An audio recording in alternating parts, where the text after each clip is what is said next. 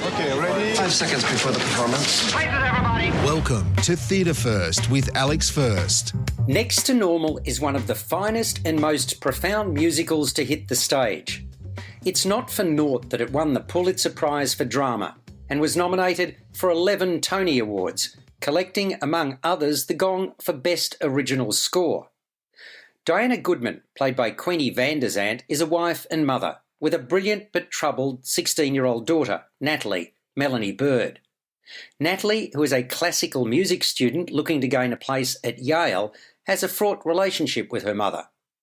Diana married her husband, Natalie's father Dan, Matt Hetherington, when they were both undergraduate students, and she unexpectedly became pregnant with a son.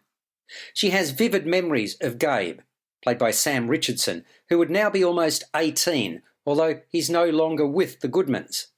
It's soon clear that everything is not right with Diana.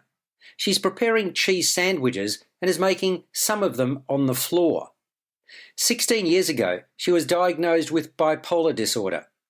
Taking and changing her medication hasn't and doesn't always work, and alternative psychiatrists, Ross Cesari plays Drs. Fine and Madden, haven't been able to fix her. Try as Dan does to be attentive to Diana's needs, he can't bring himself to utter his son's name. Natalie feels she hasn't received the attention she deserved growing up, playing second fiddle to Gabe. She's reluctant to introduce her newly acquired boyfriend, Stoner Henry, Hanlon Innocent, to her parents, and she goes off the rails.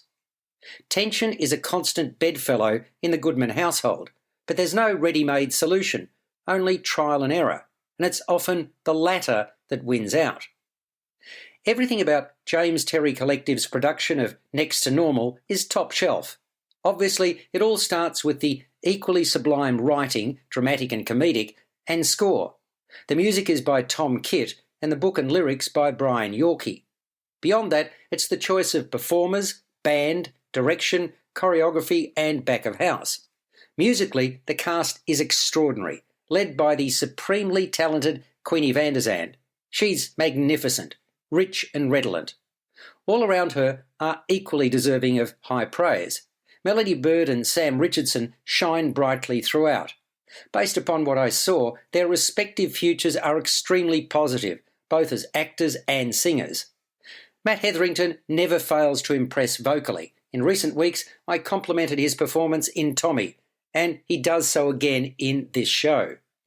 Displaying light and shade are Hanlon Innocent as the boyfriend that sticks fat, and Ross Cesari as the measured and flashy doctors.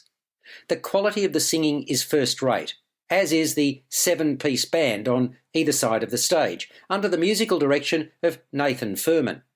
Movement and musical staging are the fine work of choreographer Freya List. The set, sound and lighting design elevate the spectacle. Tube lighting gives us the outline of a home, onto which is overlaid black and white architectural drawings of a house, which make a strong statement. They reflect the fields of study back in the day of husband and wife, and are suggestive of the skeleton of a happy family that requires constant sustenance to nurture. Next to Normal at Chapel off Chapel in Paran in Melbourne is a show I'd readily see again tomorrow. Put simply, it's sensational. Quality entertainment with depth. It's playing until the 27th of March 2022. You've been listening to Theatre First with Alex First. Available at Apple Podcasts, Google Podcasts, Spotify, iHeartRadio, or your favourite podcast player. You can also stream on demand at Bytes.com. This has been another quality podcast production from Bytes.com.